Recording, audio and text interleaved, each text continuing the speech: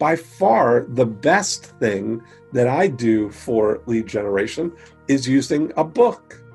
A book is the best lead generator for invisible prospects that I've ever used, because there's multiple reasons for it. But number one is that we still, as a society, value books. It's ingrained in us genetically that we revere information that comes in a book format, right? All right, Charlie and Dave, you guys want to say something? So let me, for those of you that didn't join us on the last I Love Marketing virtual meetup, every third Wednesday of every month in Scottsdale, Arizona, Charlie and Dave actually host the I Love Marketing Scottsdale group. And they had, said, why don't we, you want to do one virtual? I said, let's just tell everyone, let's just notify our list. And so, Charlie, what are your thoughts on all this? It's kind of become like this crazy thing now. Test. So fun. And it's fun to get people that aren't usually, at our meetups, because we can get people, within 25 miles or something. But how great is this that we have people from around the world? Exactly. About marketing. Including Winter Haven, Florida. Can you hear me now? Yeah, we can hear you now. Okay, good. There we go. Yeah. Look at all these awesome, shiny, happy people. Yeah, we got Genius Network members. We've got even Piranha members that have been clients of mine for, hey, Dana, what's up, guy? Wow, you so awesome. Yeah, for over 20 years. I mean, this is wild. I mean, this is like the pandemic brings all kinds of weird things to, everything from joy to misery to reinvention to, you're holding up on it. That's so awesome. I love it. Take a look at that. I love it. So great. So tell me what's up with you guys. How are you doing? And you're on mute. Hey, doing good. It's great to see your face, Joe. You too. Great to see you. It's been a long time. Yeah, it has been. Wow. So wild. So Dean, I was originally I don't even know how to, how ADD I am. Exactly. I can't look at this in gallery view because if I do, I'm just going to start calling out people. So let me try to refrain. Okay. So Dean, what we have been sent over 100 and something questions. There's no way. I read every one. Yeah, we've got them. Yeah, we got a whole slew of them that have been summarized into categories. And I told Dean, I said, so that people can be mad at you if the question is not answered. Impossible. Let me do this so you can see my shiny bald head up here. Okay. Impossible. So I said, Dean, I would let you pick the ones we're going to go with. But Charlie and Dave, do you want to say anything before we officially get started? You just want us to just roll with this? Where are Charlie and Dave? I'm right here. I haven't seen Dave yet. Maybe I'll text him. He forgot to jump on. No, I think we help start helping people and start answering questions. Okay, cool. Let's just go into it. We'll answer some questions that people submitted. And then throughout, if we need to call on you live to get more clarification, we want to be as helpful and useful as we can to everybody that's participating. And so Dean. I love that because there's all of these pages here are a summary of the 170 different questions that we got here. And was it Gina that put them all together for us? Yeah, Gina's the one that she spent a couple of hours going through all the questions and summarizing them into categories. But what I believe we're going to do with all these questions, because I will read every single one of them, we're going to be able to answer them all, is I'm going to talk with you, Dean, and let's see about on all the future I Love Marketing episodes or something that can just address what everybody has submitted and see if we can just help guide and direct people with what they're looking for. I don't know why we wouldn't do more of these episodes. This is great. This is awesome. So here's the thing. When Gina sent us this list, she went through, reviewed all of them, put them into categories, and said, by far, the most important topic that people wanted to know about was lead generation. That was number one.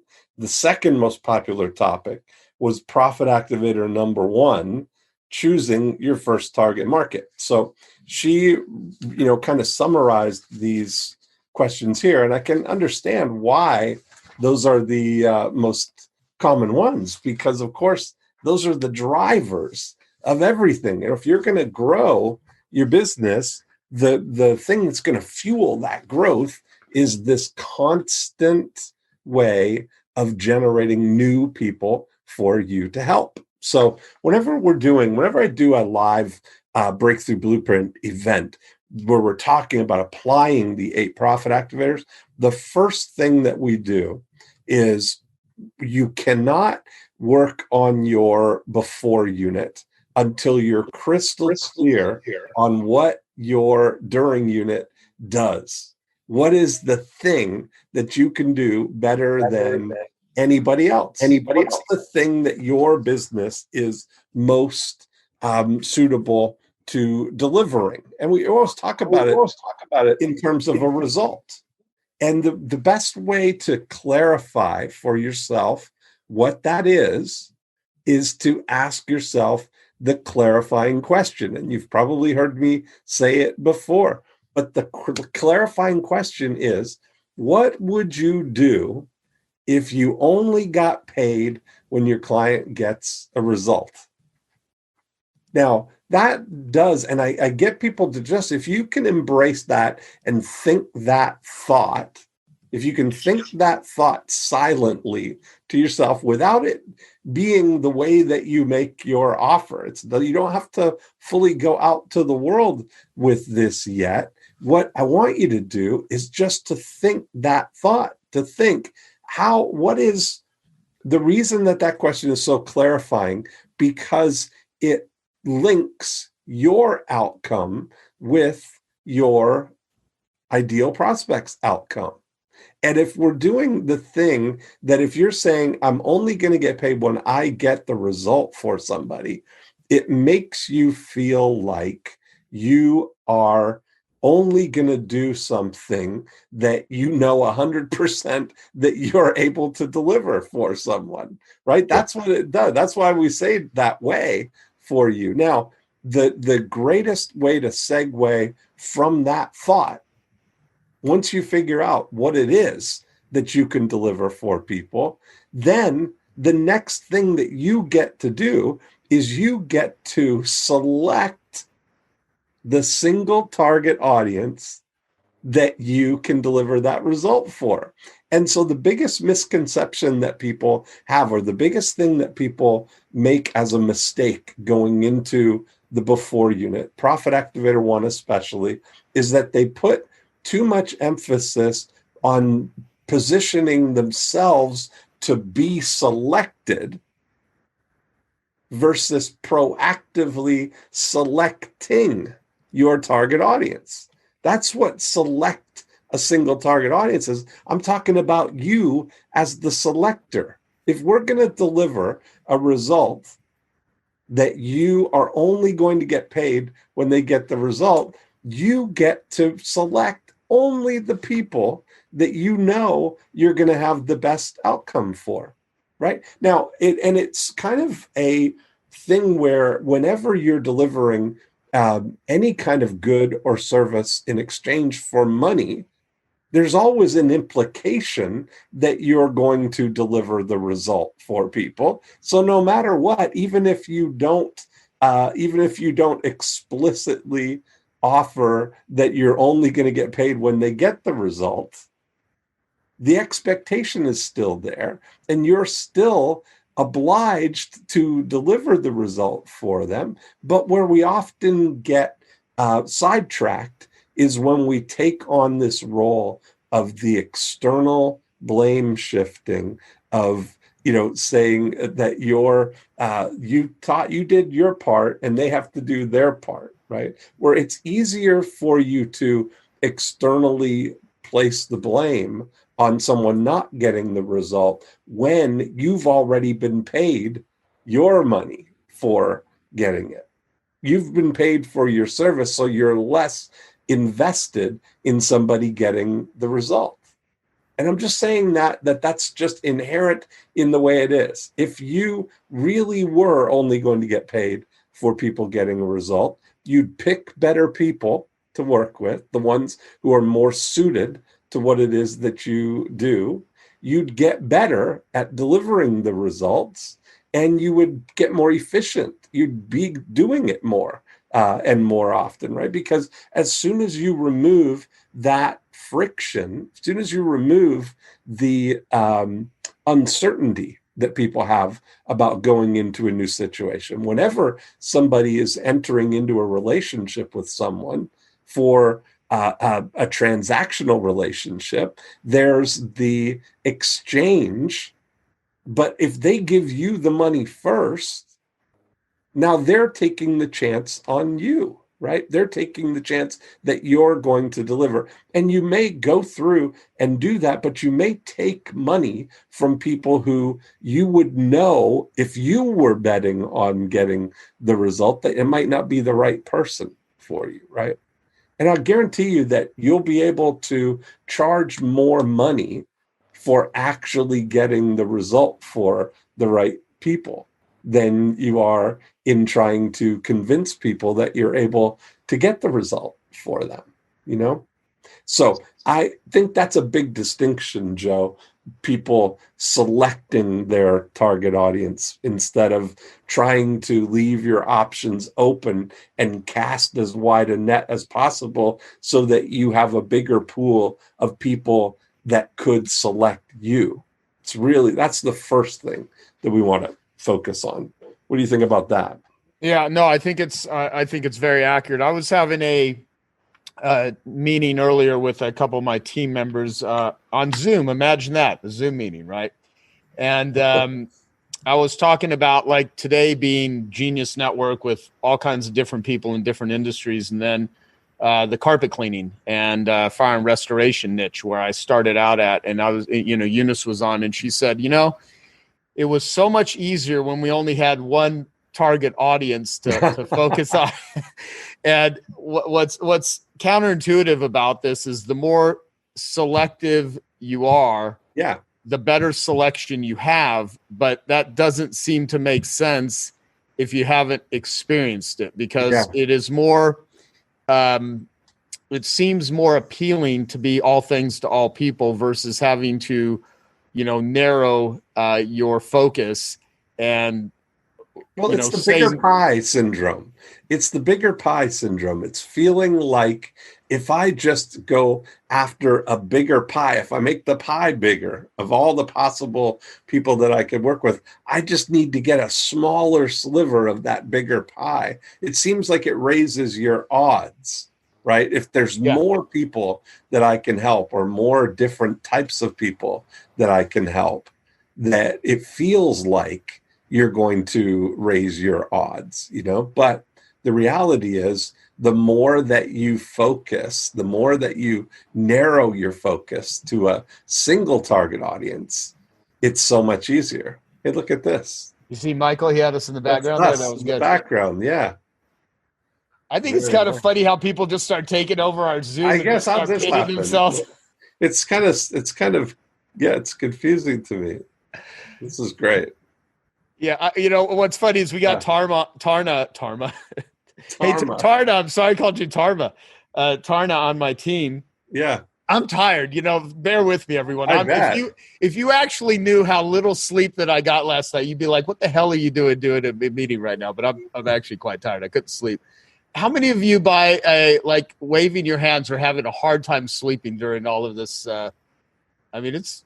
Oh man, I'm sleeping. The truth is, contest. Shit is fucking crazy right now. It just really is. It just really is in so many ways.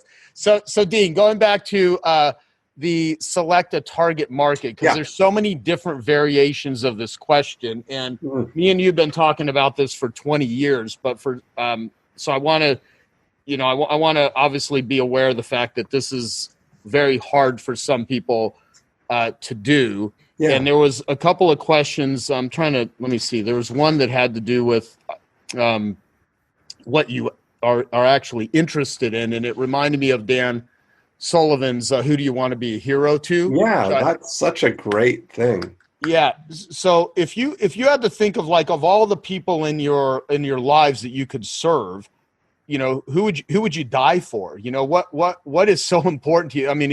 As crazy as that sounds, what is so important to you that you literally would put everything into it? So who do you want to be a hero to is one part. But if you want to be a hero to an audience that has no ability to give you money or to buy anything, then you can't have a business either. What is all that noise? What is that? Let's mute that person, Tarna. So Dean, when it comes to making a decision on money, selecting a single target market also requires, like Gary Halbert would say, if you have, and this was literally in 1992 in one of his newsletters. I remember this is one of the first Gary Halbert newsletters I read. And so house prices have certainly gone up since then. But he said, if you had a $500,000 house, and it's the best house for $500,000, but you're marketing it to someone that can only afford $100,000. It doesn't matter how great your house is. So the people have to be able to afford it. So how do you select a target market that's reachable, identifiable, that you're interested in? Because all of those things are floating around in everyone's head. Because everyone here, if they knew exactly who their people were, everyone's life would be infinitely easier and more profitable. But that's why it's not. I think it should be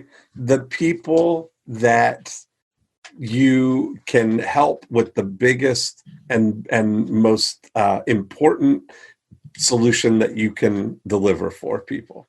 It's like, if you want to keep yourself on this path of going forward, of helping solve bigger and bigger problems, or more and more scope of those problems for more and more money. The bigger the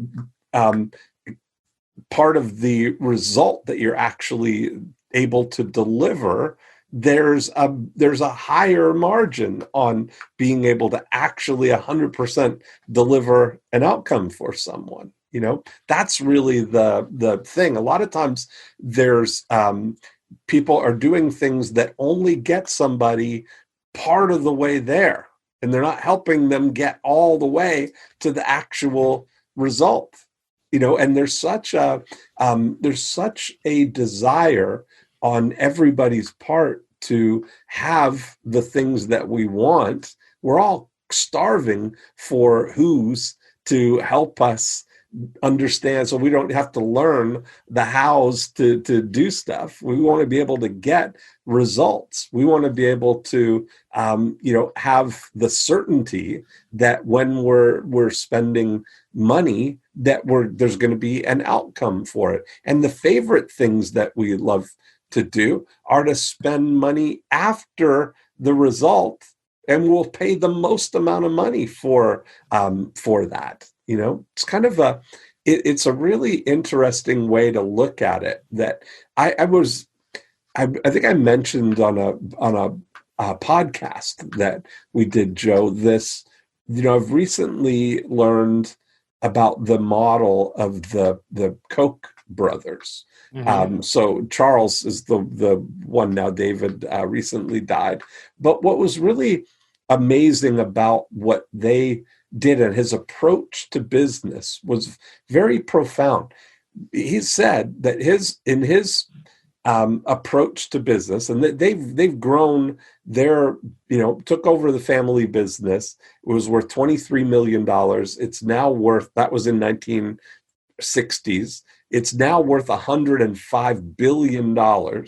So this model grew that business 5,000-fold by focusing on developing your ability to deliver results for other people, to deliver an outcome for another business or another person, and then seek out the very best people to partner with to deliver that result in a way that you get to participate in the outcome that you're creating together.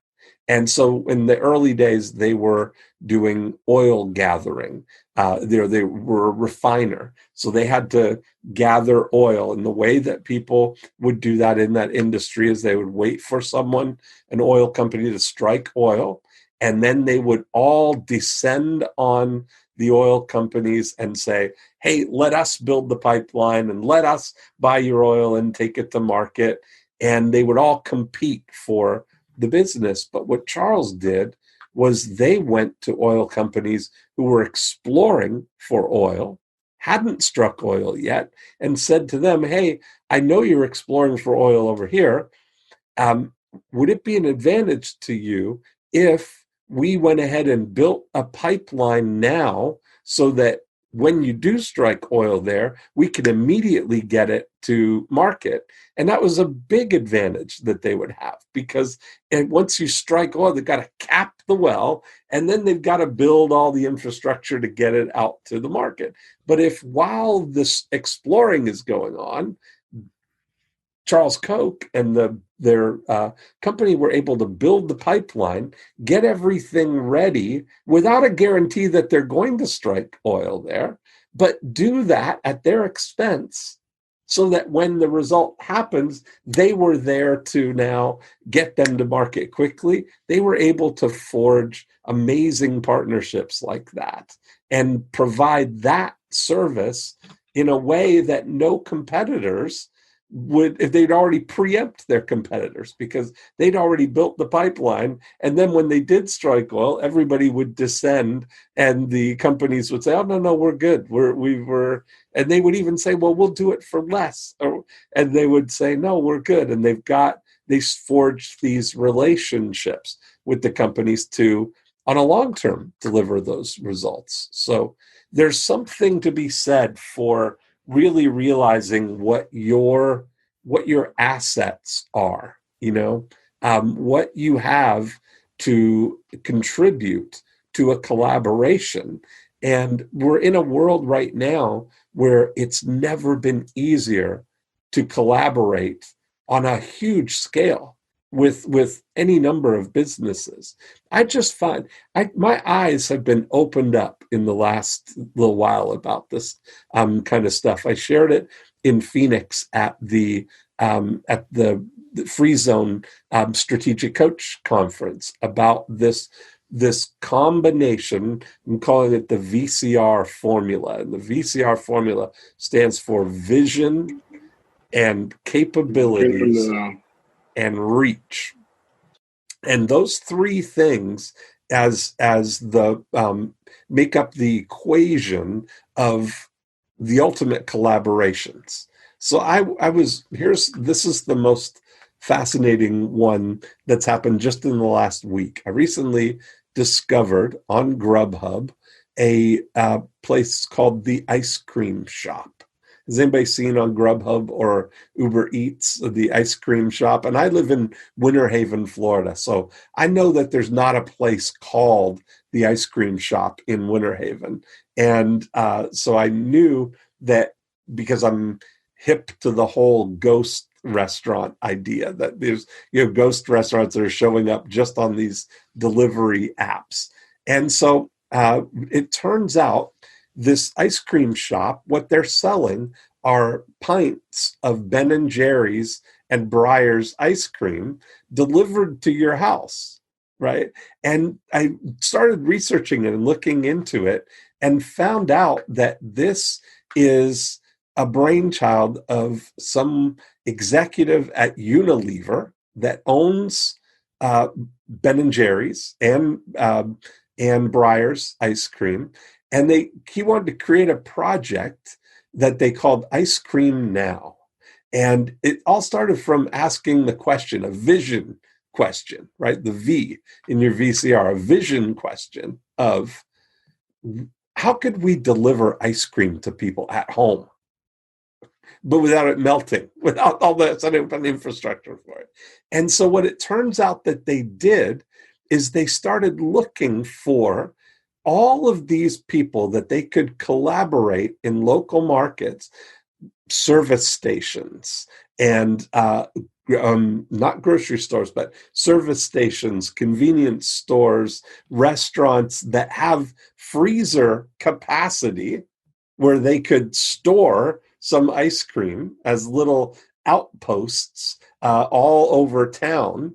And instead of having one location in Winter Haven where you could only deliver in a small little radius before the ice cream started melting, they may have 12 different locations that they stock the ice cream in these freezers at service stations, convenience stores, whatever, and then they dispatch the Uber Eats or the Grubhub driver from the closest one to your house. So it's never more than 5 minutes away from where they pick up the ice cream to where they're bringing it to you. So it stays frozen. And that idea of the vision and the capability of getting the restaurants, getting the outposts on board with them, and the reach of Uber Eats and Grubhub and the online Postmates, the food delivery services, that combination has added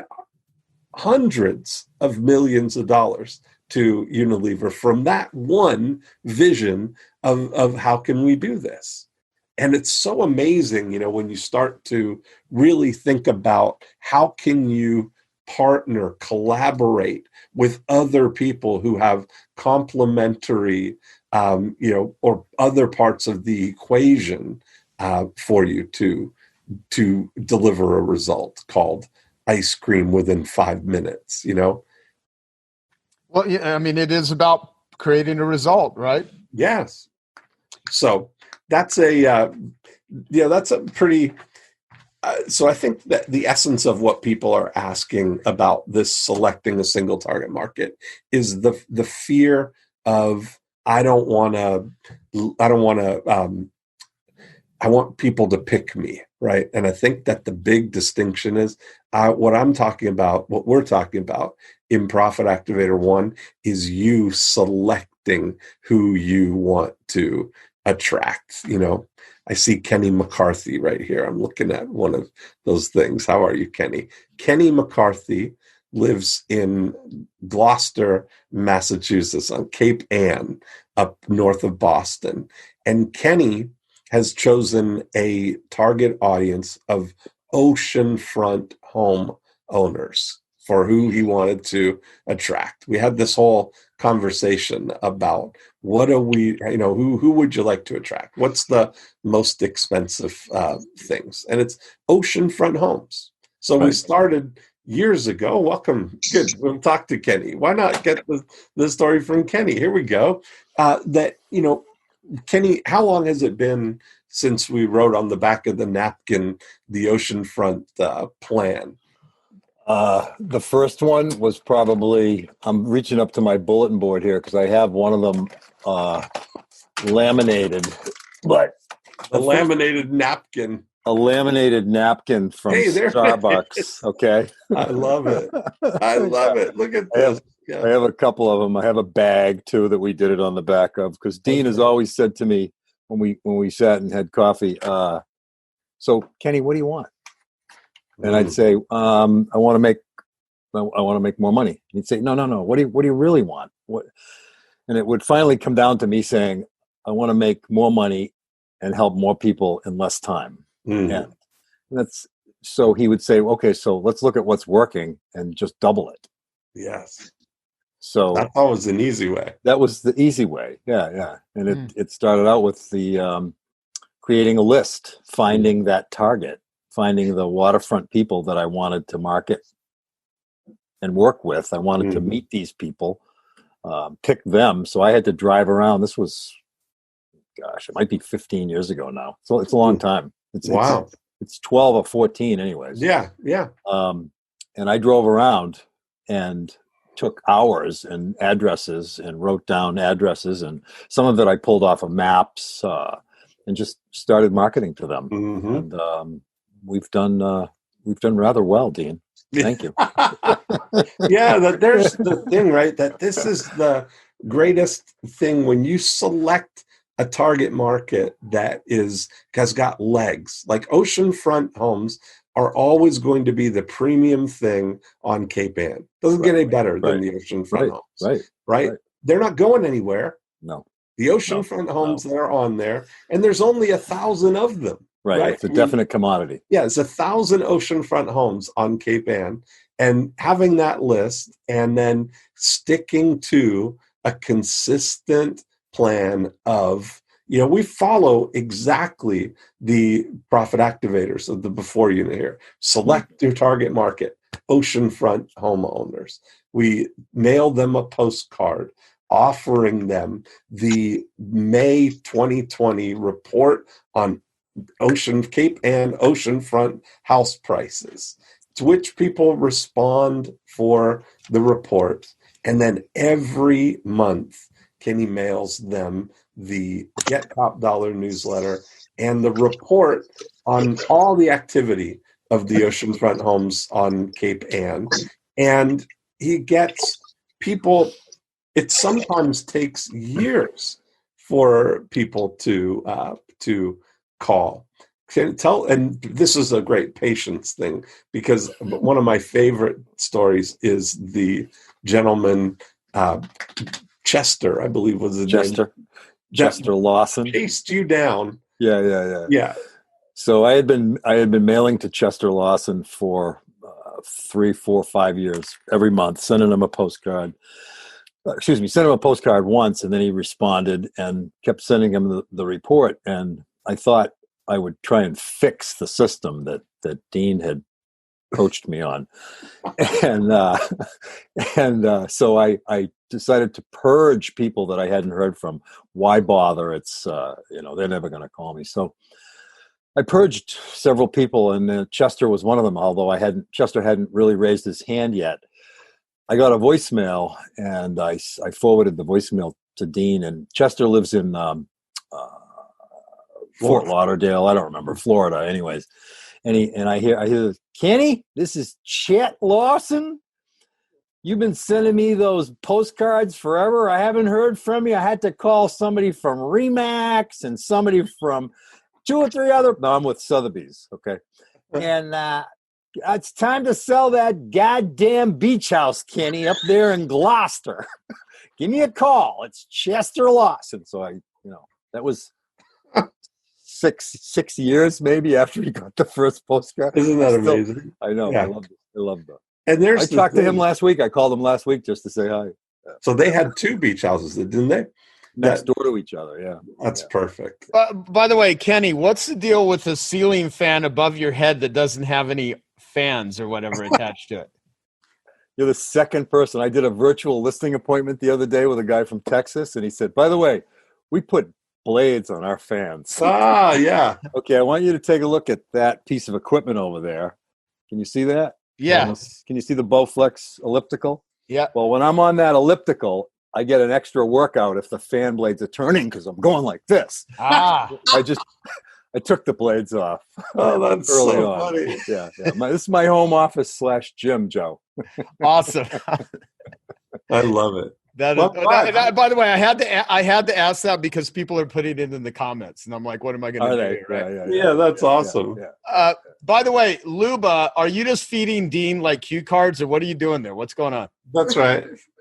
Well, this is an amazing story here. So Luba, we've been working on an eyebrow and eyelash studio here in Winter Haven called Amazing Brows and Lashes. And this will be a great lead into the next part of this, which is generating leads, right? That, Luba does something at her studio called microblading, where if you don't know, ladies, I'm sure know about this. Guys, if you don't know about that, those beautiful eyebrows that all the ladies have, well, often they have to draw those on with a pencil every single day of their lives, and it gets tiring. And so what Luba does is help to put permanent, semi-permanent, lasts 3 years or so, depends, that perfect shape for your eyebrows so that ladies can wake up and not have to do that every morning. It's a permanent sort of makeup solution. And it's something that ladies love to do. It's a little bit expensive, and it's something that is maybe a luxury item. It's not expensive. Depends how you count. If you save so much time, so it's literally not expensive. The money that you spend on nails, it's 10 times more than what you spend on eyebrows once a year. That's true. So if you explain them right, so it's not expensive. It's so inexpensive, ladies. Yeah. $400. It's not $400. Okay. So here's the thing that we had been, and Winter Haven is a small town, 60,000 people. So maybe not, a little bit bigger small town.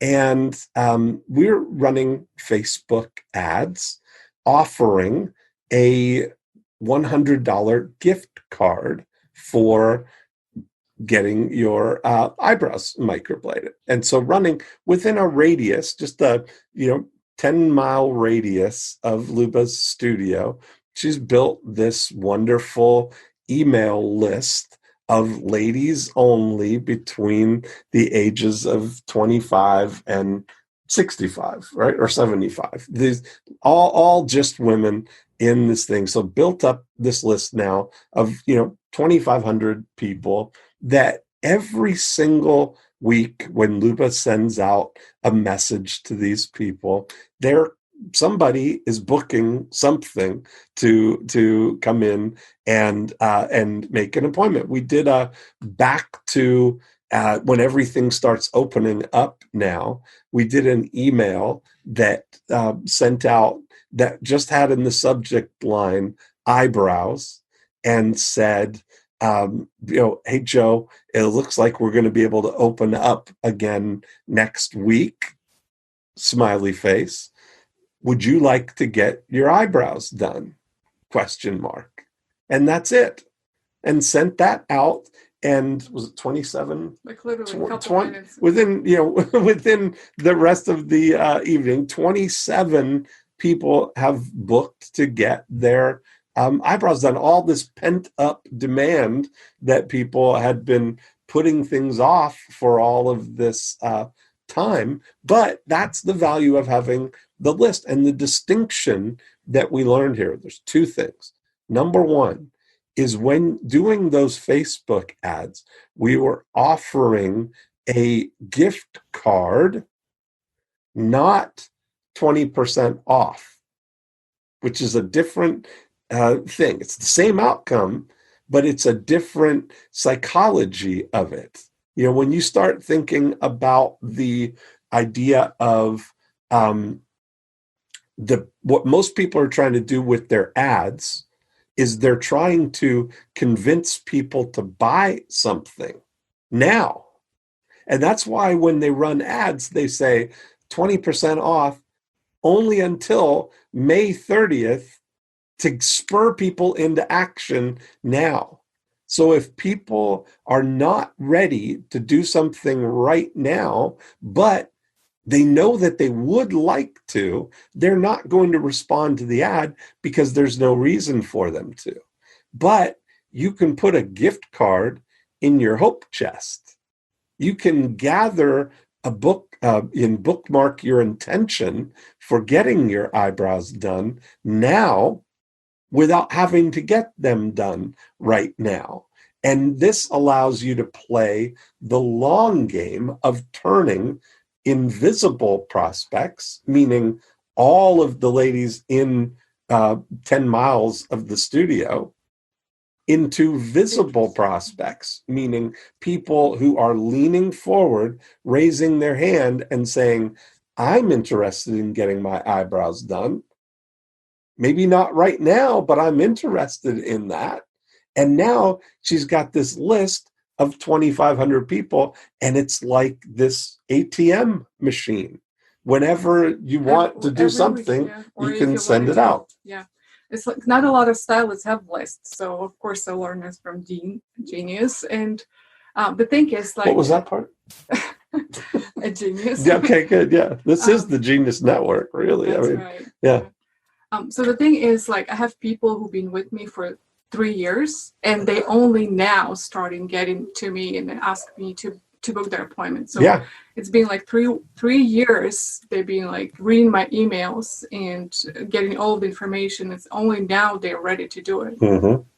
And that's amazing, right? So now we've been documenting and doing all of that stuff to mark this as a prototype for a system to show, to multiply, to show other stylists how to do this same thing. So now Luba's been building a brow henna training program for styling pros who want to add another profit center to their business. And we used the same gift card idea for the training for how to do the brow henna architecture. So that model, if what you're doing would work with a gift card, that's a fantastic way to get people to respond.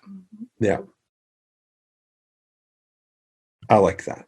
By the way, also, I want to let them know at some point I'm going to call on Scott Donnell to talk about your challenge. I'm going to ask Anna David to talk about her new book that's coming out. She's also going to be a podcast guest on an upcoming I Love Marketing podcast. Also, Jeff Madoff, who's got a book coming out too. I see Jeff Madoff right there. Look at him. Yeah, there he Jeff is. So we're going to call on those guys in a little bit. Wow. Star-studded panelists we got here. This is good. Those of you that don't know Jeff Madoff, Jeff is a producer and a director, and he does a lot of big brand stuff. Almost everything you've seen on TV for Victoria's Secret over the last 20 years, he's done about 95% of all of the commercials and the live fashion shows and all that stuff. But well, since you called him out, Jeff, what's going on? How's New York? I mean, first off, crazy times. There are more people walking around, mostly with face masks, not always, but respecting the social distancing. And we think we are through the worst of it. Yeah. So, the curve has flattened, which is good. Yeah, good.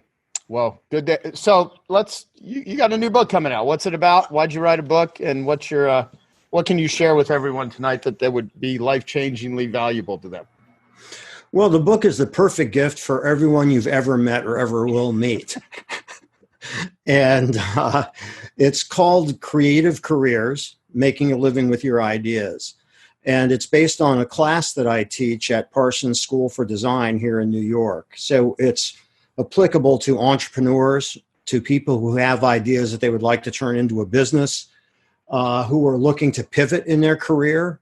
And it's got a lot of really smart people, and Joe, who was also in the book. Joe was in New York and did the class and actually did a fantastic job. As much as I hate to say it, he did a fantastic job and had a really big impact on the class. And so it's a book where you get to hear, it's like being in a meeting like this, where you get to hear from a lot of really smart people who have been through a lot of the challenges and obstacles that entrepreneurs go through, and really good insights into how to build your business, how to build your brand, and how to move forward. And the book is launching on June 16th. And anyone who is interested in it, please go to Amazon. I can post the link. And if you buy it, if you find it interesting, and you can read parts of the book up there, please leave a review, unless you hate it, and then keep that to yourself.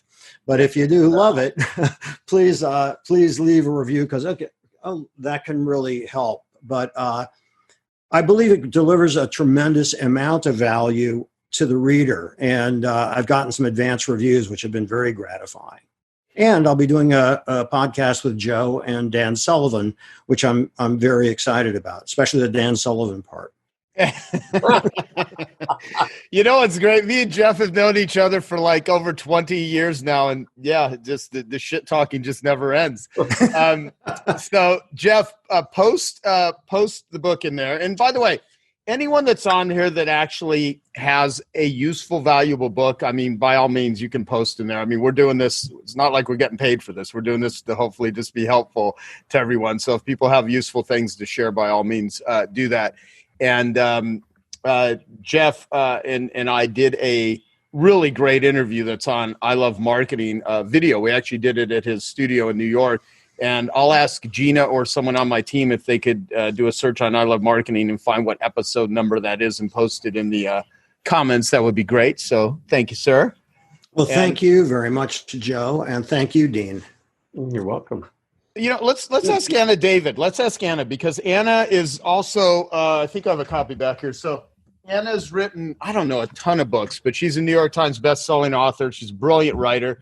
She's a co-author with me. She literally is the one that did all the work here, even though this is the Miracle Morning for Addiction Recovery with, see where it says Hal Elrod, Joe, says Anna David and Joe Polish. You really should say Anna David, because she put the most work into writing this book. I was just literally talking and she put it into words.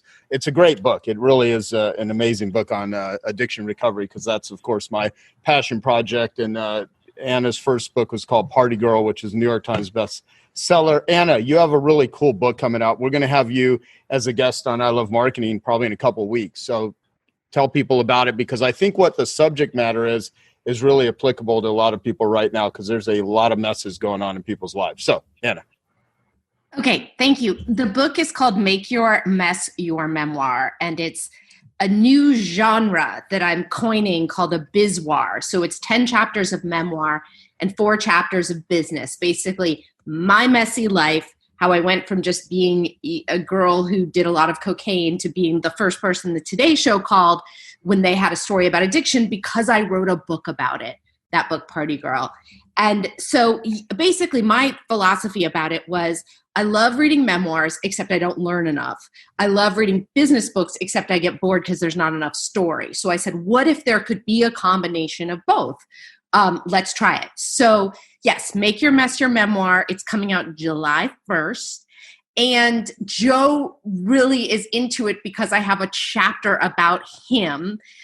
Because truly what I learned from Joe was basically I had all these books and I was kind of broke, and then I got a mentor, and suddenly I was able to take this messy life, this great creative success, and make it into a business. And so that's really what the book is about.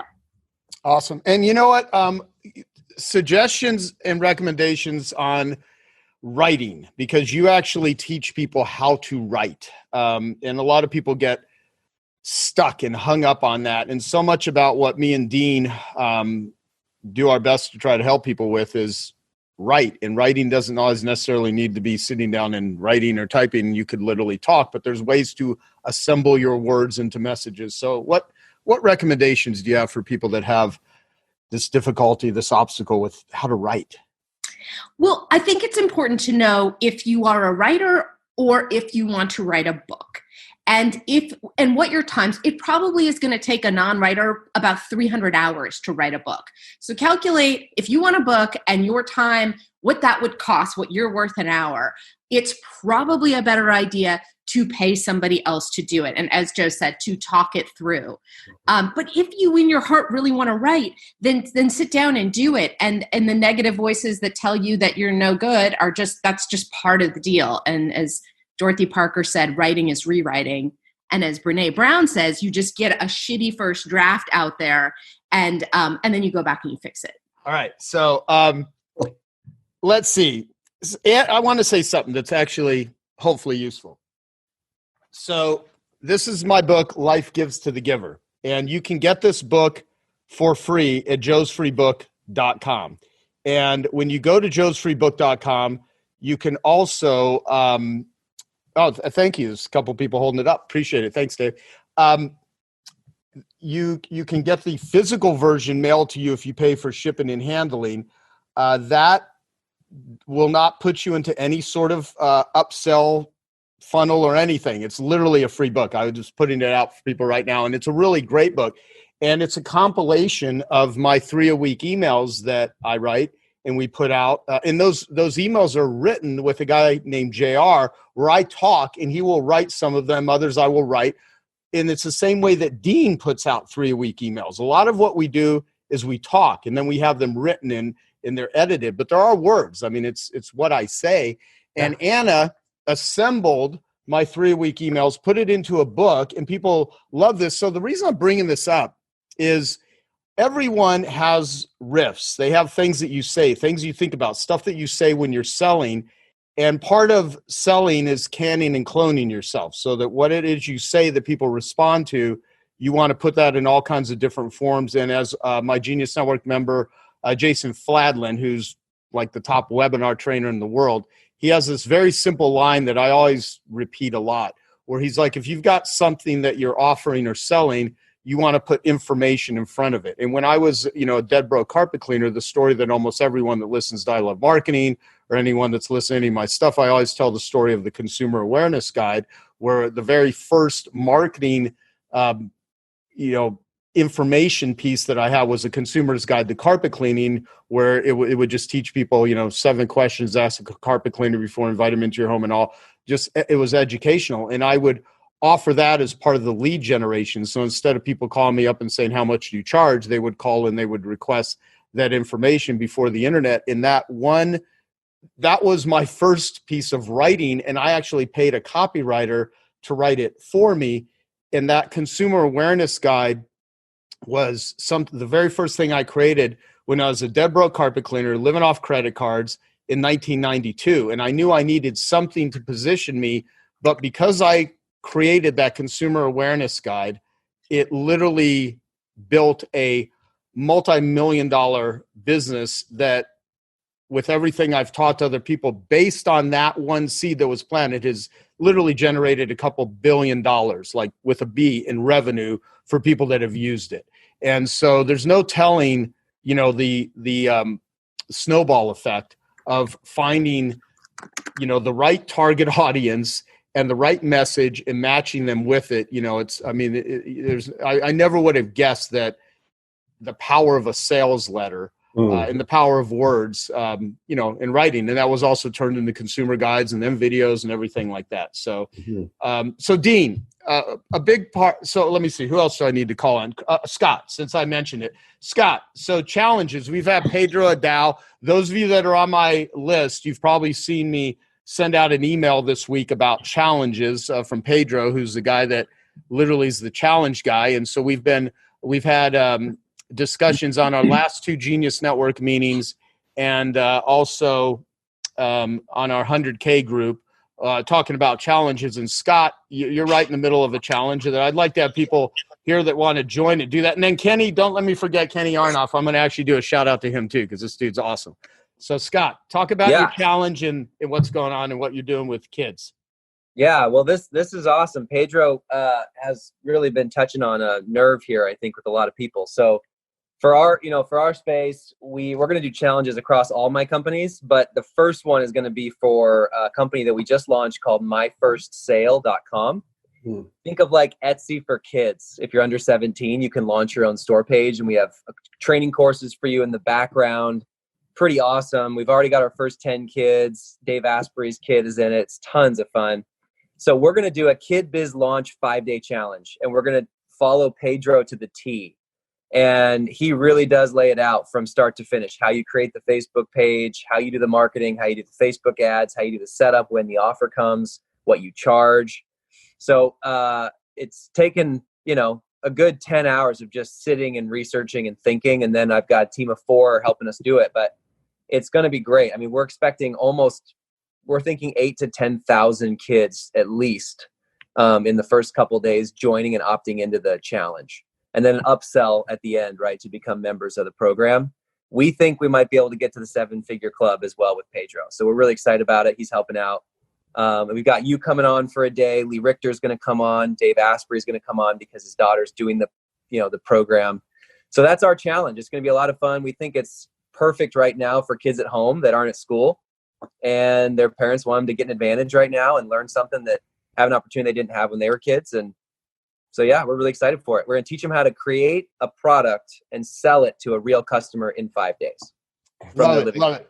You know what? After you do the challenge and it's successful, I'd like to have you. Let's do a podcast episode with you, kind of dissecting it and sharing with everyone what you do and how you do it, because I think it'll be a really awesome case study, and I think there's a lot of great strategy everyone can learn from it. And yeah, and I'd love everyone to join, because I've got 7 Genius Network members, 5 Coach members, and a few others just doing the challenge with their kids, just so they can watch how we run it and take notes the whole time. So I want to invite anybody who can just be on the Facebook group, join the daily live, watch how we do it, watch how we sell it, watch how we build. The number one thing I learned, Joe, was this. And it kind of deals with your persuasion talk and what Dean was talking about. With your niche, you need to overcome their obstacles to buying before you can even expect them to have a chance to buy. Does that make sense? Yeah. So we're not just going to do content for our 5 days for these kids and their families. We're going to focus on overcoming misbeliefs and objections that they have to not wanting to launch their own business, their actual real business from their living room. Things like they're too young. They don't have anything to give the world. How do I have the skills to do this as an 8-year-old, right? Or parents that don't think they have enough time or resources to teach their kids this. So we want to overcome those misguided beliefs so that the next logical step is for them to move on with us. Does that make sense? That's the number one thing I've learned. Rather than just giving a bunch of content and a bunch of tips and a bunch of lessons and homework so that they go off and do something on their own, you want to overcome their unbelief or their issues, their obstacles, so that then they can move forward and actually be served. Great. What's the URL for people?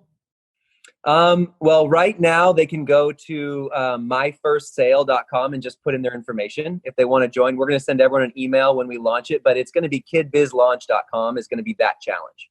You don't want to link them together. You want to have a separate challenge that's a standalone. Then they can opt in 80% of the way through the challenge to our business. Okay. And by the way, if you want to put it in the comments, post it. I'll do it now. Thanks for asking. We're excited. Awesome. Yeah, thank you. And let's see. So let me see if I can do this, Kenny. Kenny Arnoff, who I've done an I Love Marketing podcast with. I met him through my good buddy, John Butcher. And let me see if I can share my screen. All right, check this out. Here's Kenny's book. Sex, Drums, and Rock and Roll. So let me get out of here now and stop sharing my screen. Okay. Kenny, you're literally considered, I think, the top drummer in the world, if not one of them, but I think you're actually considered the top drummer. I mean, you've played for, give everyone a quick bio of everyone you freaking played for. It's like such an endless amount of famous rock stars. Oh, wait, you're on mute. So take yourself off mute for a bit. Hey, how you doing, Joe? I'm doing great, man. How you doing? I'm good. I mean, I actually could make this because all my tours got postponed.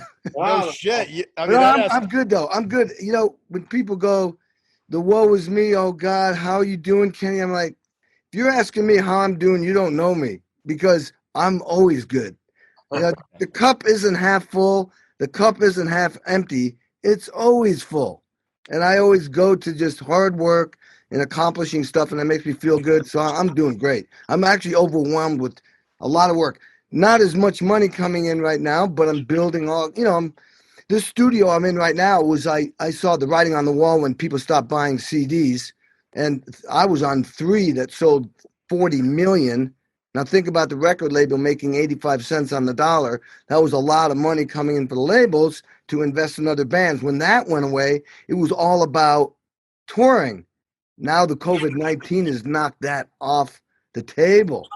But I'm now focusing on, I'm already doing tons of sessions for the last 15 years in my studio, but now I'm going to take my virtual speaking business, or my speaking business, into a virtual business from my studio. So that's kind of what I'm working on. But to answer your question, Rolling Stone called me top 100 drummers of all time.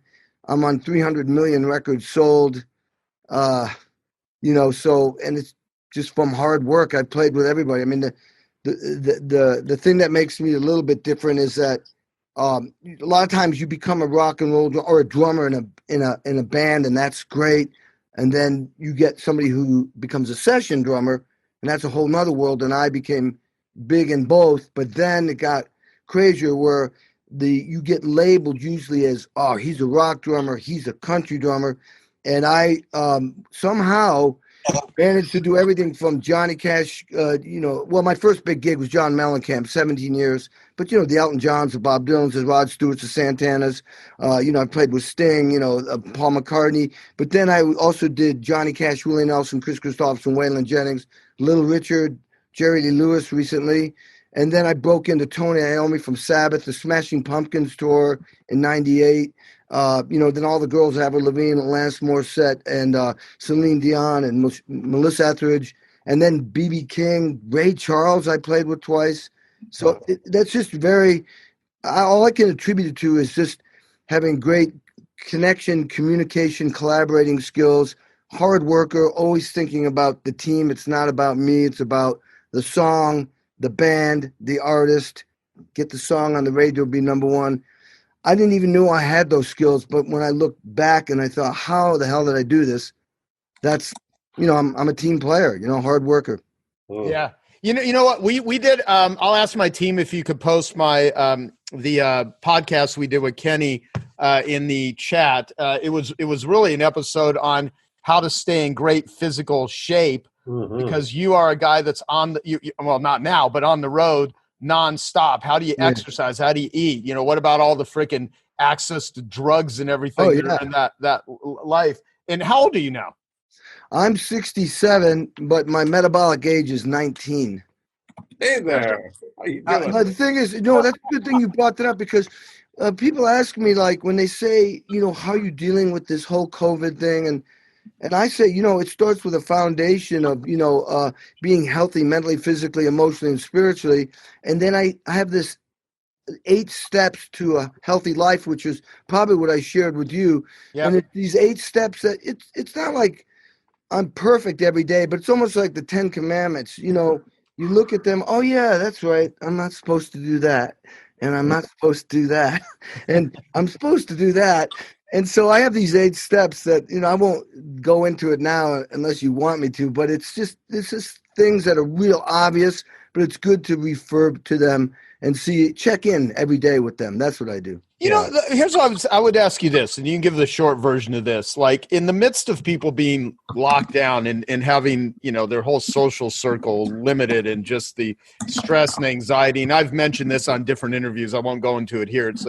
We are literally at the starting point of the worst mental health crisis in human history. Yeah. Suicide's up, child abuse is up, spousal abuse, depression, addiction. You name it. And people are really just hurting physically and mentally. What are some things that you think you have learned over years of honing this that would be good practices that would be beneficial to people? No, that's a good question, Joe, because, in my line of work, you're going to find genius people, but sometimes with genius comes people that aren't like necessarily grounded. That's how we get so much brilliance out of them. I think for me, and I think I learned it, if I look back, the pivotal moment was at 18, from fear.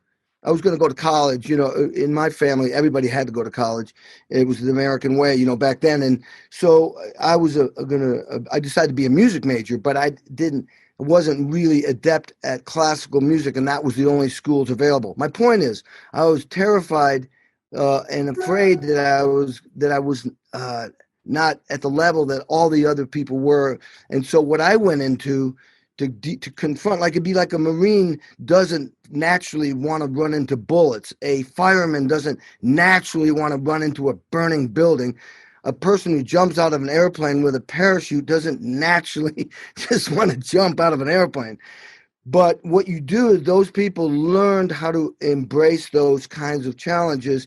And the way I embraced my fears was by just hard work. And the point I'm trying to get to is, from hard work, you feel gratitude that you've accomplished something, and it became a way for me to feel good, grounded, more self-validation as opposed to looking for validation. And that, without even knowing it, became like kind of the go-to way for me to keep myself centered, where I'm not saying I was party free, but I always, because it meant so much for me to do a great job, if I partied too much and I saw I wasn't doing a good job, the job was more important and my self-worth was more important than getting fucked up to the level where you are not performing at the ability you should be. And I think the hard work taught me that. And as soon as this COVID thing happened, easy peasy. I'm just spending, 18 hours a day working my butt off, and learning about all kinds of new stuff. And, I'm doing maybe 6 podcasts a week. Interesting enough, I almost said enough already. And then I realized, well, I could reach more people doing everybody else's podcast than if I had a podcast. Mm-hmm. So I went, you know what I mean? Yeah. And anyway, so hard work as the thing that's grounded me and kept me, through my life, been able to deal with obstacles. And there's a lot of mental illness and, out there, especially in my business. No, totally. I mean, I'll tell you one thing of being in recovery with 12 steps, you learn a lot about powerlessness. And in moments like this, I think it's actually served me quite well. One thing I want to say, Jeff Madoff, like looking at my screen, is right next to you. Does it show up that same way for everyone that's on gallery? No. So, yeah, that's for me. Jeff, I think you should have Kenny speak whenever you can actually do classes back at the new school. He would be an amazing presenter at and you guys would totally hit it off because both you and Jeff work out like crazy, which is awesome. And Kenny, I was listening to you talk and I was actually thinking that, Joe. So thanks for suggesting it. Especially, where are you based, Kenny? Well, I'm in studio, basically Los Angeles, but I'd love to come and do your class in New York City. That would be cool. And if we are still doing it virtually, I could do it virtually too. I'm set up for it. I have I'm set up now. Trust me. I did, Metal International. You guys know that organization? I just did one for 240 people around the world and got the sound is impeccable. It's weird. Zoom is a little bit weird. I don't know. It just seems like it's too granular, but I'm working on that. But I'd love to do it anytime. Well, thank you. And my guess is we know a lot of people in common. Probably. Aside from Joe. We know a lot of people in common. So we'll get over that obstacle and then talk about the other people we know in common. Right. Just get me out of the way and then you can get some. Wow, you guys got some action going on between you. We've known each other for 25 years. He is one of the kindest and most generous people I've ever met. And if I ever stopped giving him shit, he wouldn't recognize who I was and I wouldn't recognize who he is. Well, you should do. I think if you really want to be the brother, you should shave your head like me and Joe, and then the 3 of us. I'm just getting there gradually. I'm just getting there gradually. That's right. I was gonna say. Thank you, Dean. let me demonstrate what I typically do. So, okay, Kenny Arnoff, meet Jeff Madoff. You guys are looking at each other right here. Boom, and the text is now sent. You have each other's text messages. So, boom, there you go. Thanks, Joe.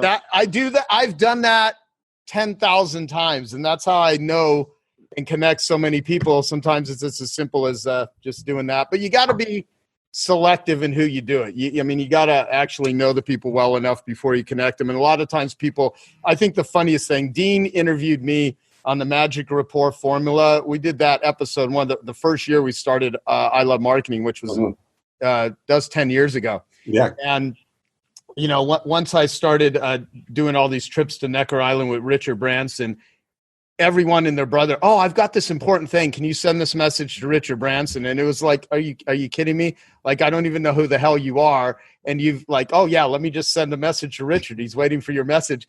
And so part of it is I went through the whole process of how do you actually determine, how to connect people, how to build rapport with people, that sort of stuff. And that's been surprisingly a useful episode that people have always, said over the years. That's been very helpful. So if you ever want to listen to that one. All right. So Dean, give us some ninja stuff on lead generation. So people here's the thing. Okay. So that's a big distinction here that a lot of the questions that these things that we're talking about right now, like you look at it, there's 1, 2, 3, 4, 5, 6, 7, 8, 9, 10, 12, 13 or 14 people ask some format of this question of what's the way, how do I generate consistent leads for my business? And here's the big thing is to realize that there's a hard line that we draw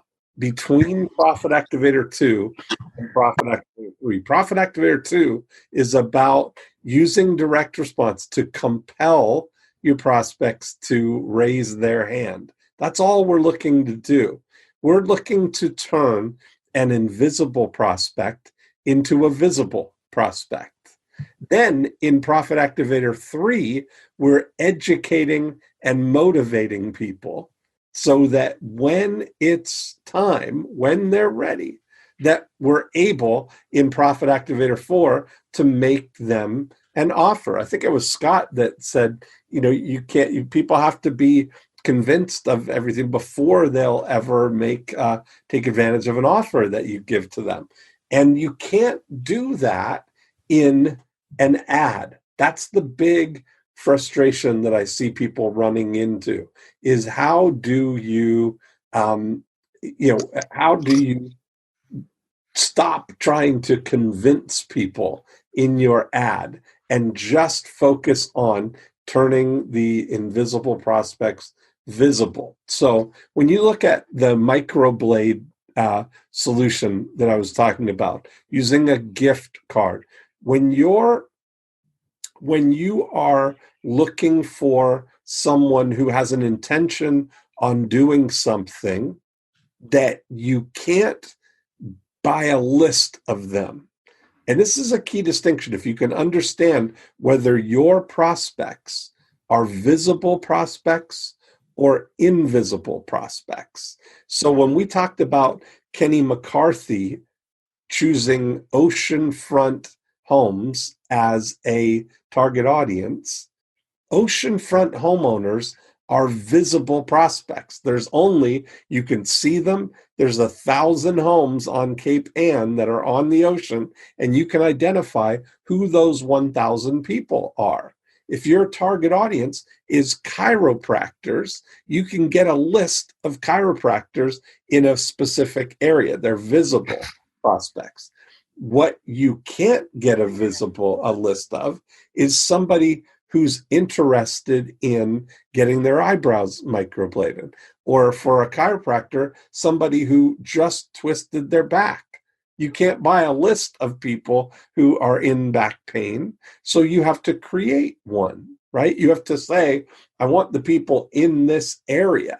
So you go where they are. We know what we do know about Luba's prospects for microblading is that they're women and they're between the ages of 25 and 65. That's really what we're looking for, right? So we can select that audience as the target selection in Facebook ads so that you can show ads directly to those people. But now what we want to do is we want to make an offer that's so easy for people to respond that all they're doing is raising their hand and saying, I'm interested in microblading. That's where we use the gift card idea, if that's appropriate for you. By far, the best thing that I do for lead generation is using a book. A book is the best lead generator for invisible prospects that I've ever used because there's multiple reasons for it. But number one is that we still, as a society, value books. It's ingrained in us genetically that we revere information that comes in a book format, right? That's something that is valuable. It's been, our whole society is based on it ever since the Gutenberg press. People have collected books, they save them. Try and get somebody to throw away a book.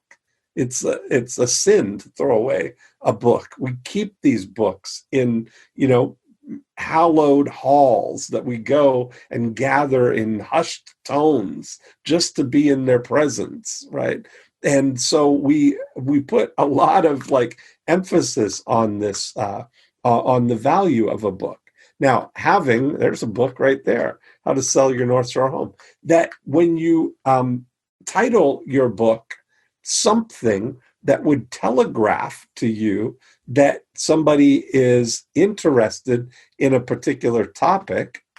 If you have a book called Stop Your Divorce, what do you think anybody who downloaded that book would be interested in doing?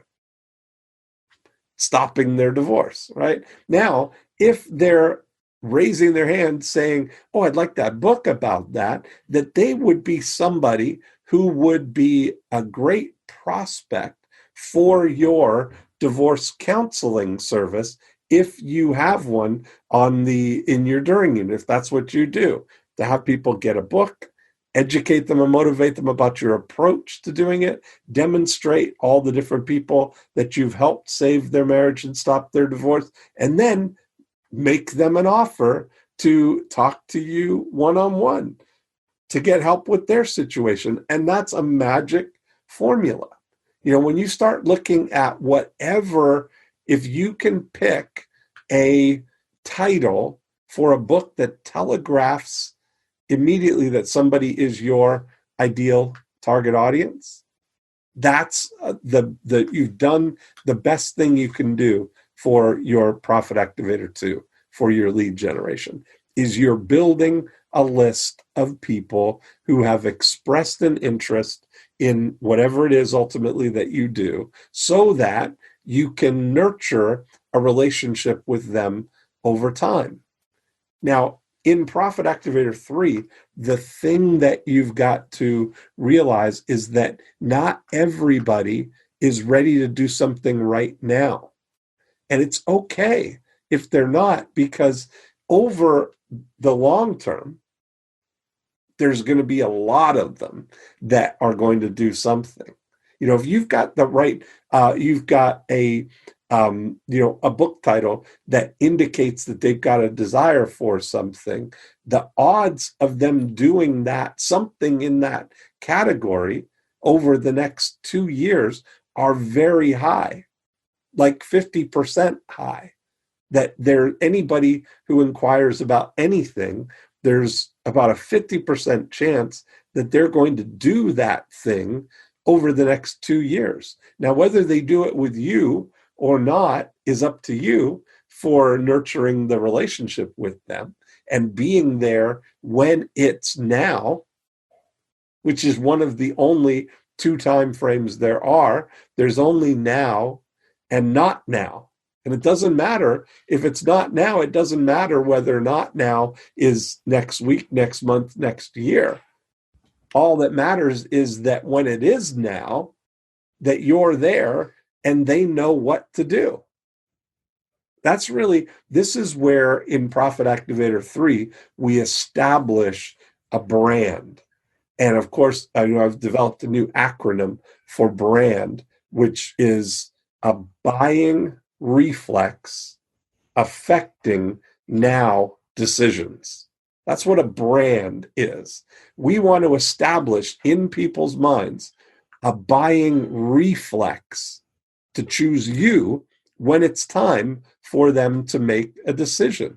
That's what we're really looking at, and it's been that's a pretty amazing reframe when you start thinking about it like that, because no matter what, that's how Coca-Cola has done it better than anybody else. There's no collective decision made that Coca-Cola is the drink or the cola. It's made individually in the minds of billions of people. That's what the scope comes to. But billions of individuals have been branded in that when somebody says to them, what would you like to drink? That the answer is, I'll have a Coke. And so that's what we're looking for you in your category. When it's time for somebody to do whatever it is that you do, that their immediate buying reflex is, I got to call Joe. I got to call Kenny. I got to call whatever you're doing, because you were the one that has demonstrated to them that they're going to get the best outcome by going with you. So that was some smart shit, Dean. Well, it's pretty. I mean, Joe, that's something that I really just came up with that in the last 6 months. That definition of brand. But the more that I really think about it, and the more that I test it, it's really exactly what's going on. Yep. Buying reflex affecting now decisions. So Gina, that's it. Yep. Because the only time somebody's going to buy something is now. Yeah. Right. Yeah. Oh, by the way, let me mention, so Adriana, she's a Genius Network member. She actually had submitted a question about, is there a good contact for, people for Facebook ads and things like that? And, it's what I suggested. There are a few Genius Network members that are on right now in our Genius Network Facebook group that we have for Genius Network. Post questions, examples of what you're doing, or if you're running ads, if you want to have, you'll get some great feedback on the Facebook group. What I'm working on is Joe Polish Recommends .com, where I'm going to start updating. I'm going to create something where all the recommended things. And then Dean, I want to talk with you because we're getting so many questions where people are recommending stuff, and we want to create an I Love Marketing Recommends thing. That's a great idea. And then we can start giving people recommendations. And like I said, there's there's so many questions that people have submitted that are specific. We will go through these, and we will continue to do this. Mm-hmm. And we'll do future episodes. I think we should just do some Q&A ones, Dean, where we just take some of these questions people submitted and we record them and just put them out as episodes, because I think that'd be really helpful. I agree. Absolutely. Yeah, look at it's already 10:22. So let's do this, because we've got, let's go for about another 10 minutes or so. Yeah. I mean, Dean will stay up all night. He's on the East Coast. He doesn't care. He's like the honey badger. He doesn't give a shit. Like the honey badger. I don't care. So, but basically, and so we got Darina, who's all the way in Romania right now. What time is it in Romania? Wow. It was 4:00 when we started, 4 a.m. It's 5:20 now. Wow. Well, thank you for being here. Thank you for offering something that would wake me up at 4. I love it. So does anyone have a question that they must have answered because you just must have it answered, or you're just narcissistic and don't care about anyone except yourselves? Or is it something to where your business is struggling and you need some help with something? If you want to, just go ahead and either put it in the chat if it's or just speak up, and we'll do some Q&A. I love this. Right now, there's currently 162 people on. So I've got a question, Joe. Yeah, Ash, go ahead. How do you use marketing automation to deliver more value to your customers? And by the way, hi, Dean. Nice to see you again. Good to see you. How to use marketing automation. Okay, I'll give you my take on it, and then I'll let Dean say something more intelligent than what I'm about to say. And by the way, Charlie and Dave, I expect you guys to say something too, really, unless you don't have. So the way to think about automation is I go back to the psychology of can and clone yourself, something that Gary Halbert said years ago. As the job of a salesperson is to sell, and you want to can and clone yourself. And so automation today could be in the form of video. It could be in the form of text messaging. So if someone, comes into your world, into your funnel, they enter your during unit, you get a lead and you want to respond immediately. Obviously email automation, where you have an autoresponder. I'm a big believer in SMS. So we did a great podcast episode, which I'll ask my team with Amanda Dobson on SMS marketing. And we also have a great talk with Pete Mitchell, which I think is on the Genius Network podcast on immediate follow-up. So as soon as someone comes in, where you just start communicating to them. There's all kinds of ways. I automate happy birthdays to people. Mm-hmm. So, and I also personally will go in every single day. I miss a day here and there. For 6 years, I have gone into Facebook messages myself and posted happy birthdays to people. Now, I just use a video with a famous person, and I put it because it's funny and it's ridiculous, and people expect that sort of name-dropping nonsense from me. But there's all kinds of ways that you can replicate and automate it, even the use of free recorded messages, videos, things like that. So that's how I would think about what is someone need to hear that you can automate that will, it takes a lot more effort to create momentum than to maintain momentum. So I think of automation as what is the continual communication and dripping on someone that allows you to do it. But in terms of sophisticated ways, there's people on the line that are way better at the technology than I am. But Dean, what would you say to that? I think the way, automation is easy in terms of the technology. We could use autoresponders and things like that. What's more important is to contextualize the follow-up, to simplify it and make it easier, right?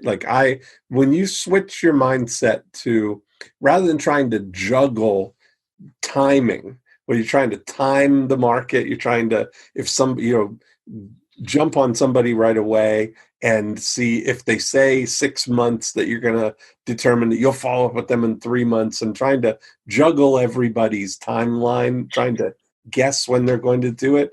I found it's just so much simpler to realize that what we're looking for are 5-star prospects, people who are willing to engage in a dialogue, friendly, cooperative, know what they want, they're ready to get it, and they'd like us to help them. That when we know that that's what we're looking for, it's easy when you take yourself off the hook for trying to skillfully convert a lead. There's nothing you're doing to convert somebody into a 5-star prospect or create a 5-star prospect. The very best thing you can do is just take a mindset that you're looking to discover the 5-star prospects, because they either are or are not a 5-star prospect. Right. And nothing that you're going to do or say that's going to flip that around, right? So it's best if you can make your first wave of communicating with people just to see if they're willing to engage in a dialogue and friendly and cooperative, and do they know what they want. But what most people do when they're trying to convert leads is they come from the bottom and they start out with, here's what you should buy, and you should buy it now because you're going to get the lowest price right now, but I'm going to take this away at midnight. And if you don't buy by midnight, you're going to pay more. And you're trying to convince people to buy now, which is like an uphill thing. And it's a very top-down approach. And, Dean, I just want to say you have such profound but simple ideas. And I don't mean simple as in simplistic, but they're profound. And by the way, thank you so much for sharing them on the podcast as well. It's been really popular. So thank you. And that really helps. Thank you. Awesome. No, look, I'm happy to say this. I personally, Dean is one of the smartest, most brilliant people that I know, and he's really fucking lazy. So it requires a guy like me with a lot of ambition to drag his ass into things like this, pull smart things out of him, and then hopefully we both look good. So I think we're both needed, because he could always... Well, it's your turn next, Joe. I need to get you on next. I've been working on you for some time now. Yeah, you know what I've been doing? Like, this is an interesting thing. This,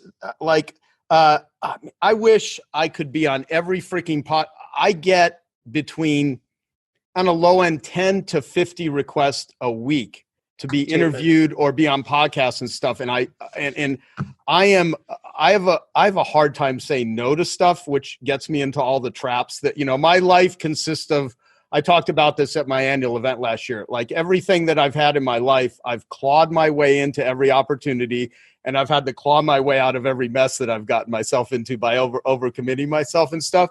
And one of the things that I've been doing for people that have been requesting episodes and stuff, and this has been working actually quite well. I said, look, if you'll if you'll give a donation or if you'll raise money for Genius Recovery Foundation, then I'm kind of putting those to the top of the list. And then, of course, my Genius Network members.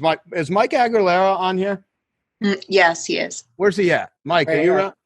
Yeah, this freaking dude, he just had me on his thing, and we raised several $1,000s for Genius Recovery Foundation just because, Mike, is giving donations and stuff. And so, and by the way, Mike, we have a great podcast episode.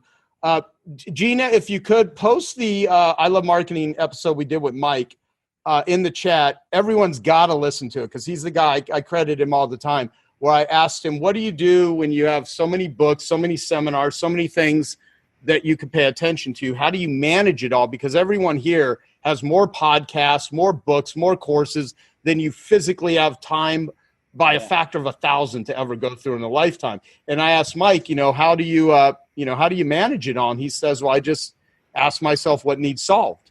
What do I need solved in my life right now? And that's where I actually, that's how I decide what I'm going to listen to, what I'm going to read. And I've been using that ever since. But Mike, you want to say anything smart before we end our podcast? Or you want to give more money to Genius Recovery just because I called you out? Actually, I do want to give. I've been telling everybody about Genius Recovery for more than just because you're passionate about it, Joe. I think the COVID thing is a terrible thing, but I think the unspoken things that we're not speaking about are more terrible. Mental illness and a lot of these things, I think people have to pay attention to. That's the real consequence. Joe, I got a question for you and Dean, and I don't know if it's okay to ask. It's what I chatted you a little bit before. Can I talk about that a minute? Sure. So I think what everybody needs to think about in marketing and business and sales and operation is we've been waiting so much for the world to go back. My question is, what if it goes back and then we end up in reverse again?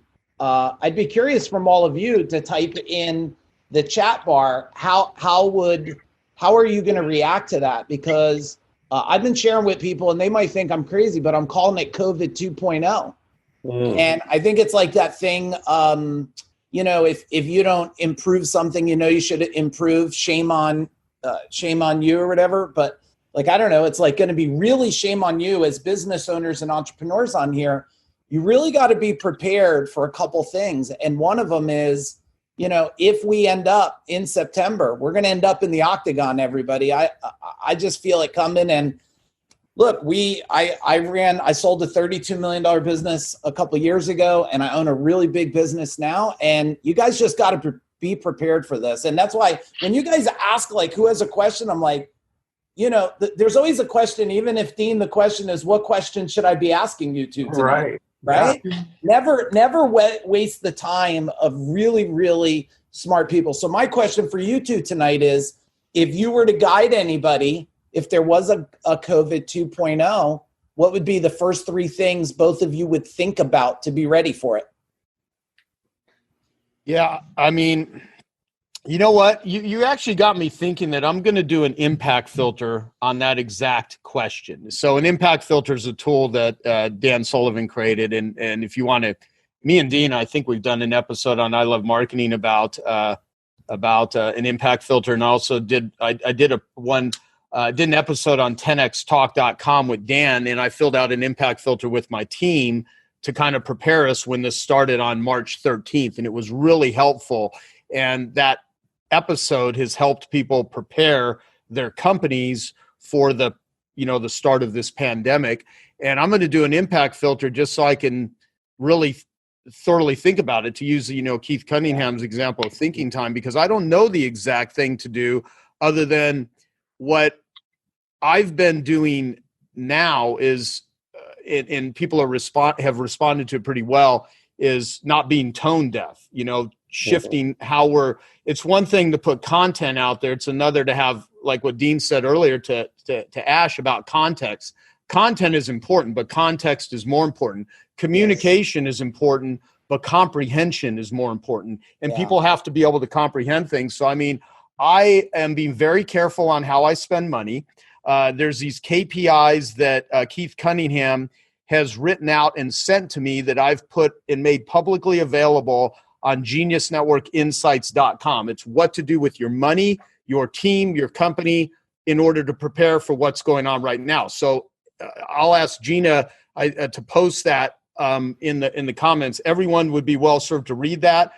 I'm going to go and read it myself again. And just, thank you, Joe. I've been doing everything I can just to be very careful with my money, nurturing as best we can our existing clients, and not, just really protecting the asset. And also the number one asset that everyone has to protect is yourself. Where I've noticed myself, I've had some crazy health, like I had oral surgery a week ago. And Mike, you know this because I sent you the video. Yeah. And it's quite horrible. If you guys want to it's a good way to end this episode tonight. I could just play that and everyone will just get the hell off the computer. Mm-hmm. But, just taking care of yourself physically, mentally, getting sleep, rest, and some things that I've actually had a hard time with, even though I preach this and talk about it. The stress level and all the people that I'm talking with that are struggling with addiction. So staying connected, first and foremost, it's one thing about your business, but the second is just you as a human, staying healthy. So my thing is, I think I would say that. But in terms of business, Dean, what would be your response to that? Absolutely. That's a great question, Mike. That part of the thing is just observe what just happened. You've got a response opportunity whenever something's happening. But once you realize that it's happening, you've got to be decisive and not wallow in wishing that things were different or hoping that they're going to be different, but to deal with what's absolutely the reality of the situation. I remember March 13th, I was sitting here in my home and I had, this is the spring, I usually do my world tour where I do my breakthrough blueprint events where I'm going from Orlando, Toronto, London, Amsterdam, and then ending the summer in Australia, right? So 5 live events between March and July 4th. And I knew immediately, as soon as Donald Trump put a block on international travel coming this way, that we were going to be in for something very different. That this was not just like something in China that they need to block off and blow over. So I knew live events off the table. I've got to find a way to adapt to this. I really started thinking about what's the essence of this? What can we do, right? Don't worry about what we can't do. I can't go live. I can't travel to London. Can't go to Amsterdam. Can't have people from Europe or Canada come to me. And so I immediately, literally 15 minutes after Donald Trump announced on the TV that it was shut off, I had this room where I am in motion, immediately created this Zoom studio. I made the decision that I was going to do virtual events because I had experienced Zoom and knew that we could do this board. The events that I do have, 10 to 12 people. And the real essence of it is the communication that we're having. And I knew that we could do that virtually. So I immediately switched the events to virtual. And I've done now 4 of the virtual events, including one I did with Mike Aguilera for his CEO Warriors. We had an amazing experience. And even so much while the event was going on, people were sending out 9-word emails and reporting back the tally of the money that they were booking in service jobs while we're still in the event. So focusing on taking an inventory in the results that you're still able to deliver, right? Yeah. What can you do? And be able to pivot, focus 100% on that, and realize that even though in times of concern like this, and Joe alluded to it, he's being very careful with the money that he spends. That what most businesses do is they immediately turn off the faucets. That's it. We're not spending any money. Gather all the money here. Everybody in the boardroom, let's figure out how are we going to get money in. That's what everybody's focused on. The first job, stop spending money, then focus on bringing money in. But our business model, the traditional sales business model, is really about approaching companies through the purchasing department. We're trying to go to the purchasing department and get a purchase order to deliver some good or service or benefit or result for them in the future based on them paying us to do it. And remember, we started out this podcast, this Zoom meeting, by focusing on what would you do if you only got paid if they get the result first. Yeah. Now, the thing is, if you can and you have the ability to approach those same companies, not through the purchasing department, but if you can go around back to the receiving dock, the receiving dock is wide open and anxious for people to bring them business, bring them money into their business. So if you can reframe whatever it is that you're doing to offer a solution that's going to end up with money coming into their receiving dock, you're going to be met with open arms. That's really what's going to happen. So Dean, that's how I would focus on it. I had a couple of thoughts about this over the last couple of weeks, because I'm sure, like a lot of smart people here, one of the biggest things you could do is reflect on your own actions. And I was thinking like something that Joe does, like Genius Network. You know, if you look at that as when you're around smart people, if you treated it as almost an insurance policy, because that's really what you have. Like, no one ran out during this and canceled their car insurance, because if something goes wrong, you want to tap into the solution that can help you. And I was thinking into the future, I said, you know what? If I could rewind time, the thing I would have did was I would have ran a simulation through a scenario like this, and shame on me for not. I should have known better. Who knew it was a pandemic? Everyone else seemed, to know in 2019, they government ran all their scenarios, but we didn't run a business scenario. Lesson learned. Now what I'm going to do over the next couple of weeks, once I get through some events, is reach out to a lot of smart people I know and say, you know what, we better go into a think tank now and say, what if it comes back with a vengeance in September, October, shuts everything down, shuts down the Walmart, shuts down even the big protected places. What if that all happened? What would we do then? What would you have to change now? So if the whole world had closed up, you would just sit here and go, oh, I'm protected financially, mentally, relationship-wise, health-wise. And I think that, I don't know, Joe, if that would be something you'd be interested, or you and Dean getting on. I was talking to Jay Abraham this morning about it a little bit, about my thoughts about, like, is everybody going to go to the beach and be delusional that we're through it? And guess what? If we're wrong, we're all going to be so much more prepared. Mm-hmm. And if we're right, we're also going to be prepared. So there's some of my thoughts. And I think the impact filter is a smart thing to run it through. Mm-hmm. Yeah. You know what? I mean, we should talk about doing a, I don't know, like a type of similar to, a breakthrough blueprint, or how we do hot seats at Genius Network, Dean. We maybe do something we just have to brainstorm a little bit. I don't want to commit to something with, because I'm used to doing that. I commit to things before not get through. So I'm trying to refrain myself from doing that. But yeah, I want to take that in, and let's brainstorm that a bit, Mike.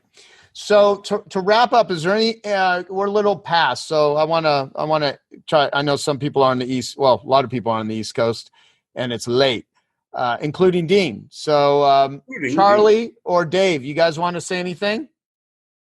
Are you looking up, Charlie? I wanted to say, real quick, I wanted to mention that, as horrific Corona has been to so many businesses and everything, there are a lot that are thriving, and a lot of Black business is helping people and stuff like that. I'm actually doubling down. I've hired a couple people recently, and it's a lot of funds that's available right now, hiring that previously available, not at the price that I am. So it's not all, pandemic.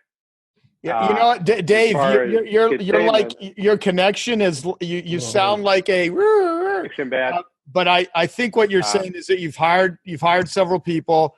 Things are, and some people I know are actually doing quite well. And I may be wrong, but I think what you said, there's an enormous pool of talent that is now available in the marketplace that was never available before. So if there's ever a time where you can, bring on team members and people, there's a lot of people that have amazing skills. Because one of the things, Dean, how do you hire the right who, right? Mm-hmm. There's a lot of who's that are available right now that were not available 2 months ago, 3 months ago. That's true. Yeah. Charlie, you just want to be quiet back there? You want to? No, sorry. I wanted Dave to get on because he didn't get on at the beginning. Well, the challenge, you can't hear him because he's got some poor connection. So Dave, you need to fix that, or you're not going to be able to talk because we can't hear you. I know. I feel badly. No, but I'm excited to have everyone on and people from all over the world. I saw Kenya, Australia. You said Romania. Yeah. How exciting is that? Yeah. That's great. Totally. And then Andre Norman, are you there? He might be on his phone, so if he is, he wouldn't be able to talk. But Andre Norman, if you guys don't know Andre, he does a lot of work with me in Genius Recovery. He's the one that got Stedman Graham. He's good friends with Stedman, who's Oprah's partner. We put that actually out as we haven't even promoted it really, other than to our list. You can watch the interview on YouTube. Andre spent 14 years in maximum security prison and 2 years in solitary confinement. He got out 20 years ago, went to Harvard, became part of the social justice program. Now he speaks at schools, runs a prison in North Carolina, an amazing guy doing wonderful stuff in the world. And he gave some really good suggestions because he's like, I spent 2 years in solitary confinement. I had to figure out how to make friends with a cockroach. There was no iPad, no books, nothing.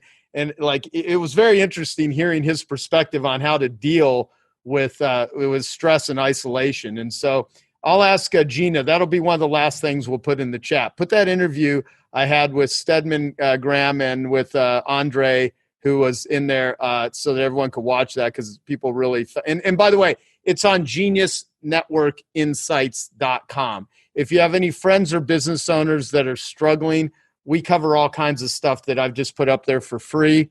And so we're going to continue to do this. Did everyone enjoy this tonight? I did. Cool. Awesome. And we'll do this third Wednesday of every month is how we have it scheduled. And then we'll take all of these questions and then me and Dean will figure out how to, I don't know, maybe we'll do other live ones or we'll answer them on I Love Marketing podcasts. Save the chat because there's a lot of really great resources. Get everyone's book that we had recommended on here. Several people that talked, and I appreciate all of you coming on here. Even though we don't get paid anything for this, I appreciate all. We do. We actually get paid in many ways. See, the thing I learned from Dan Sullivan, there's 5 ways you get paid in life. The first is money. You get rewarded financially. Second is people appreciate you. Third, they utilize you. So we like it when people utilize our ideas. The fourth is they refer you. So we're all for referrals. And the fifth way you get paid is it enhances you as a person. So one of the reasons that, money to me is I am a capitalist. Money, I want to make money. If I'm going to run a business, you have to. You couldn't employ people or do stuff without money. But my number one criteria is, does it enhance me first? Do people utilize me second, appreciate me third, refer me fourth, and reward me financially fifth? And that's the way you get paid. So there's all kinds of benefits of doing this. So to you and your loved ones, we wish you all a wonderful evening. Stay safe. Take good care of yourself. And that's it for now. Joe, were you leaving me? Thanks. Yo, Joe. Dean. Yes. Hey. Oh, Andre. Shit. Yes. I didn't know. Okay. Andre. Hey, guys, you're melting away. What's going on? Yo, Dean. What are we going to do about my weight? Yeah. What are we going to do about your weight? I hardly recognize you. All right. So, Andre, before we go, you literally spent 2 years in solitary confinement. when people are stressed out or freaked out, what should or could they do? Because you've had to endure stuff that I could not even fathom. So what do you recommend for everyone? I literally spent 2.5 years, 24 hours a day locked in a basement with no lights. And that was the greatest 2.5 years of my life once I stopped running for myself. And I was able to keep the space and all the noise out and make a plan.